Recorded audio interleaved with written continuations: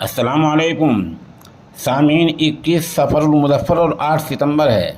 خبر کا عنوان ہے مچھلی پکڑنے گیا ساجد ندی میں ڈوب گیا ہے، انا للہ و انا الیہ راجعون۔ وہیں سے صحافی سالم انصاری ہمارے رابطے میں ہیں۔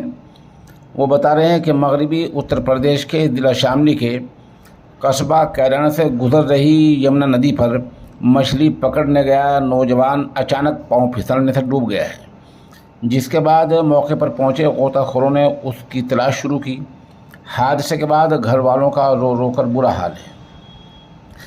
وہ بتا رہے ہیں کہ ضلع شاملی کے قصبہ کاندلہ کے محلہ خیل کا رہنے والا 16 سالہ ساجد ولد یاسین اپنے 2 بھائیوں شاہنواز اور راشد کے ساتھ یمنا ندی پر مچھلی پکڑنے گیا تھا۔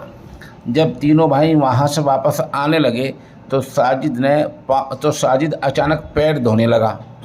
پیر دھوتے دھوتے اس کا پیر پھسل گیا اور وہ یمنا ندی میں ڈوب گیا۔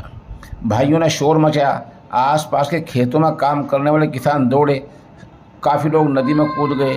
غوطہ خوروں نے اس کو تلاش کیا، مگر ابھی تک خبر بولے جانے تک ساجد کا کوئی سراغ نہیں لگا ہے۔